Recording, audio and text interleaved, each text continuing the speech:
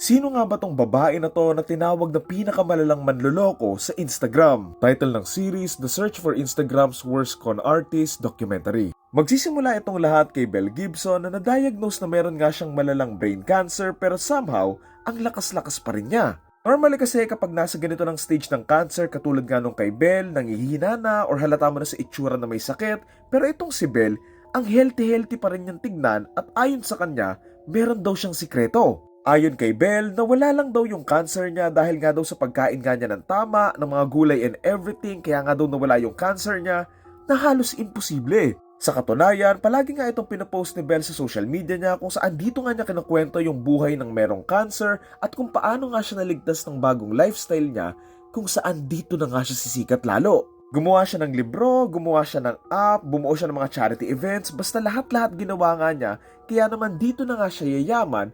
Pero dito na rin pala magsisimula yung pagbagsak niya. Nangyari ito matapos ngang madiskubre na yung mga charity events pala ni Belle, yung mga milyon-milyon na donasyon ng mga nakukuha nila, hindi naman daw nakukuha ng mga tinutulungan dapat nila. Kumbaga yung perang pangtulong sana doon sa mga may sakit na may cancer or iba pa, napupunta nga lang sa bulsa ni Belle at sa social nga niyang lifestyle. Dahil na nga rin dito, nagsimula na nga rin magtaka yung mga tao dahil nga sobrang lala na nga daw ng cancer ni Belle pero somehow, hindi nga siya nagpapakita ng signs na meron nga siyang cancer. Dagdag pa ng mga kaibigan at kapatid niya, wala daw silang kaalam-alam na may cancer itong si Belle at kung meron man daw signs, halata naman daw na nagkukunwari lang na may cancer itong si Belle. Like I said, yung mismong kapatid niya nagtataka kung paano nga ba siya nagka-cancer, bakit hindi niya alam magkapatid sila. Dahil nga sa sunod-sunod na mga issues na to, lalo na't kumikita nga ng pera itong si Belle sa paggamit nga ng cancer, dito na nga siya mas lalong inimbestigahan ng mga tao kung saan lalabas na nga yung mga tunay na baho niya. Dito na nga hiningaan ng ebidensya ng mga tao si Belle para patunayan ngang may cancer siya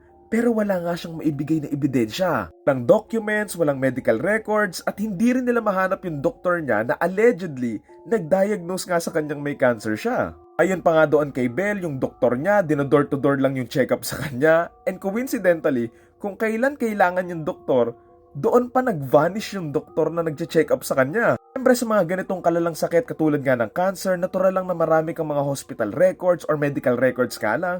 Pero ito nga si Belle, wala ka siyang maibigay. Dahil na nga rin sa sunod-sunod na mga issues ni Belle, dito na nga rin sinundan ng mga journalist yung kwento niya kung saan dito na nga mas lalala yung mga sitwasyon. Dito na nga nila nakita yung nakaraan ni Belle kung saan na-discover nilang matagal na pala siyang nagsisinungaling na meron nga siyang sakit at hindi lang basta-basta sinungaling nga, nagsisinungaling nga siya na meron siyang mga sakit na sobrang malulubha nga.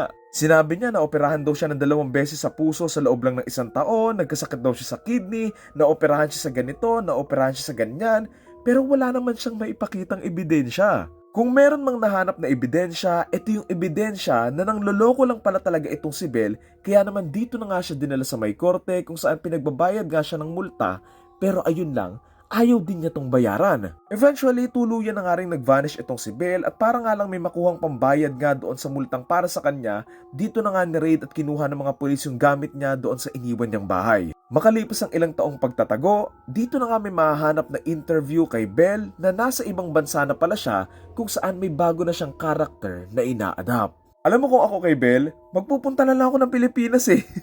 Kasi bukod sa maawain at madaling magpatawad yung mga Pinoy, mahilig pa tayong magsuporta ng mga may lahi or tisay. Mag-YouTuber siya or ano, baka yumaman pa siya no?